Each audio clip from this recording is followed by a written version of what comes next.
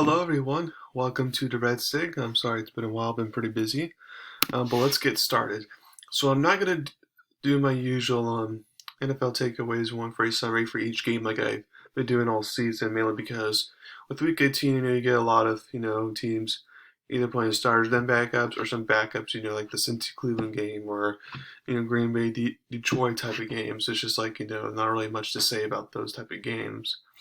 But I do want to talk about a couple of key games that's decide the playoff picture. And I want to start off with the Colts and the Jags. So for the Colts, all they had to do for not just for this week, but for the past 2 weeks, is win your in. Now now you're playing the Vegas team at home, and even though it's at home and it's a team you're on a roster you're better than, Derek Carr's good quarterback and all that, I can maybe let that one slide, but you cannot lose to the worst NFL team in the NFL, which is a legit fact since Jacksonville will have the number one pick. You cannot lose to that team. You can lose to them early on in the season, like Buffalo did or something, but you can't lose to them in the last game of the season when they've been reeling, for the past I don't know how many games, like 5 or 6 games, where it's been really bad. Now, a lot of people are going to blame Carson Wentz, and he definitely deserves some of it, but that was just, a bad O-line performance, not protecting Carson Wentz, not allowing Jonathan Taylor to get off. That's a bad defensive line performance, letting Trevor Lawrence feel comfortable. So just multiple factors. If I'm the Colts, it'll be interesting what they do in the offseason because even if they do change up the quarterback to be an upgrade, I mean, as the Jacksonville game, you saw you're still missing some pieces in order to get to where you want to go. So, sorry, Colts fans. Maybe next year I'll make the playoffs. And now I also want to talk about the New Orleans Saints. So they actually took care of business. They beat Atlanta in the final game of the season. Unfortunately for Taysom Hill, he started off hot, but then he got injured. So, and it's a Lisfranc injury, which is rough. So which he's already had before in college. So he'll have to have surgery, and that's going to kind of prevent from the off-season workouts. So that's kind of suckish for him. And even Trevor Siemian came relief did fine like he did when Draven Winston went down. He came in relief for a game, and they were able to get it done basically. But the problem is since San Francisco won, they weren't able to sneak into the playoffs. And since Taysom Hill got injured, I'm fine with the Saints missing the playoffs because I don't think Simeon would do anything in the playoffs. So if you're New Orleans, you can still be proud of winning record considering everything you went through. Hurricane, injuries, COVID, all that. So good job for them. Moral victory, if you will. And then for the LA Chargers, that was a disappointing loss. And a lot of people want to blame the head coach, and he definitely deserves at least half the blame. Like, he definitely deserves blame. But who also deserves blame is the defense, and specifically their rushing defense, which has been horrendous throughout this whole NFL season. And that was the case once again last night. Couldn't get a crucial third down stop, which allowed Vegas for that winning field goal in overtime. So if you're the Chargers, you know what to do. You gotta improve that defense. You may want to get like a right tackle because that right tackle struggled in that Vegas games. You don't want to draft a right tackle or get a right tackle. But besides that, you need to draft or spend a lot of money on defensive tackles or great linebackers who can stop the run in free agency because that has to be improved if you want to do anything in the playoffs, let alone make it. Because as you know, you're in a tough division with Mahomes and Derek Carr. So we'll see how they can improve next year. Because Justin Herbert is definitely I definitely would like to see him in the playoffs. So now to discuss the playoff games. Unfortunately, I feel like how last year 1-7 seed Bears couldn't match up to the 2 seed New Orleans, but then you had the 7 seed Colts face the 2 seed Bills, and that was like an excellent game. The Colts almost had them. So I looked to see, okay, could that possibly happen again with the 7 seed this year? and I just don't see it. I feel like Steelers and Eagles both should lose by multiple possessions to the Chiefs and Bucs respectively, because they just don't match up well. Um, Other than that, I love the matchups for all the other games in Wild Card Weekend. I feel like it's going to be a fun weekend, and I'm now going to review my predictions. So let's get started. So, as I said, for the Steelers and Chiefs, I'm going to take the Chiefs there. Now, this time I won't have the Chiefs scoring 38 or whatever like they did a few weeks ago against the Steelers, because I feel like the Steelers defense will show up and play better than that. So as long as Big Ben doesn't turn the ball over, I feel like he did in the last game, I feel like they're not, because they had like 34 turnovers again. I feel like they won't score that much. So, but then again, when you look at the Steelers' offense, I don't think they're going to score that much. The Chiefs' defense could definitely hold them. So I have Chiefs winning. I have them winning. Like a score like a 20-7, like a 30-point victory. So I feel like they actually covered the 12.5-point spread. Then you got the 6 Patriots versus 3 Bills. Now this game is, I want to go Bills, but you have to let me know how the game goes. And what I mean by that is, the way I determine it is the weather conditions. Because as we know in the first game at Buffalo, weather conditions were so bad that the Patriots just ran the ball mostly every single play, and therefore they were able to win. But when the Bills played at New England a couple weeks ago, weather wasn't a factor, so therefore the Bills can do what they want on offense, and it forced New England to be a passing offense, which, as you saw, that's not the Patriots' strong suit with a rookie quarterback. So it all depends. So if the weather holds up, I'm going to take Bills.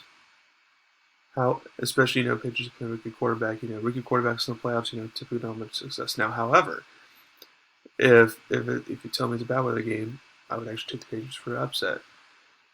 But I'm going to assume that weather is going to be, fine but not great, so kind of between. So therefore, I'm going to lean with the home team Bills here, since they have, an excellent passing defense, which I feel like will get after Mac Jones.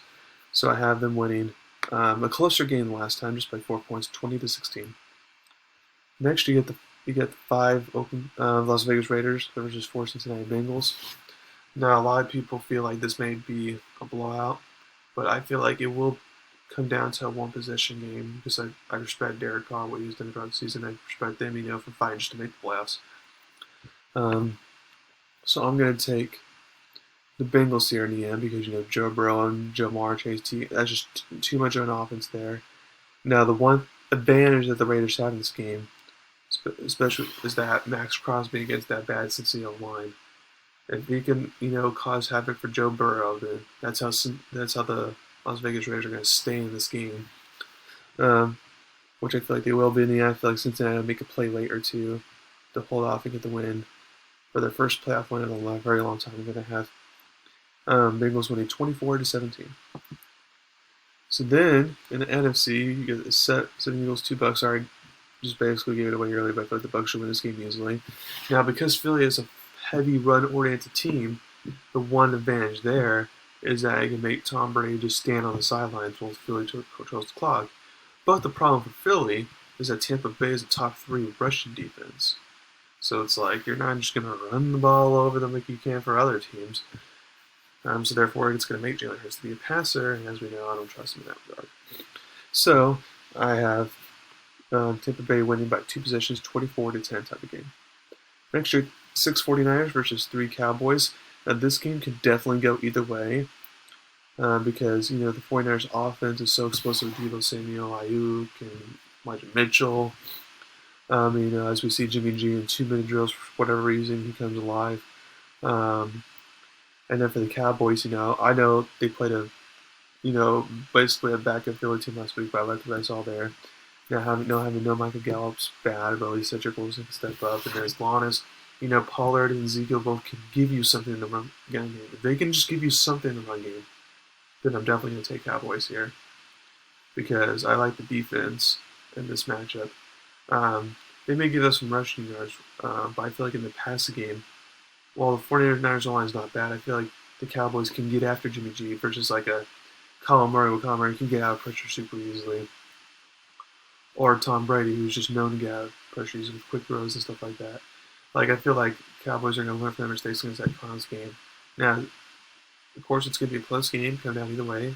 But I'm going to have Dallas win this game 27-24. Next, you got 5 Cardinals versus 4 Rams.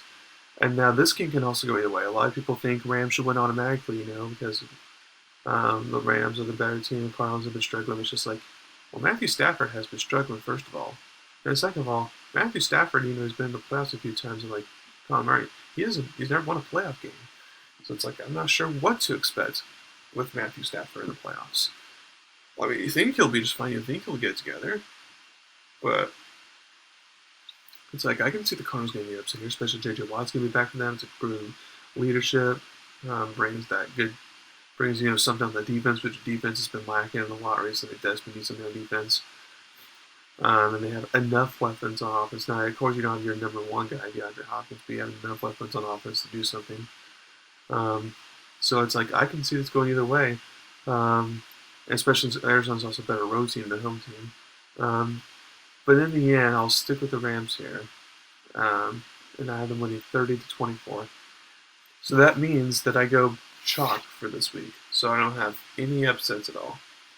And as we know, during playoff weekend, there's usually going to be at least one upset. So I have a feeling I'm probably wrong somewhere. I'm not sure where yet. If I had to guess where I'm wrong, maybe it's the Cardinals Rams game. But we'll see if there's upsets or not. But if it goes all chalk, that's fine with me as well, because it means you're going to I feel like you're getting even better, divisional round matchups the next week. So let me know what you think of my playoff predictions. Now, real quick, before I sign off, I also want to talk about, the results of the college football championship game between Georgia and Alabama.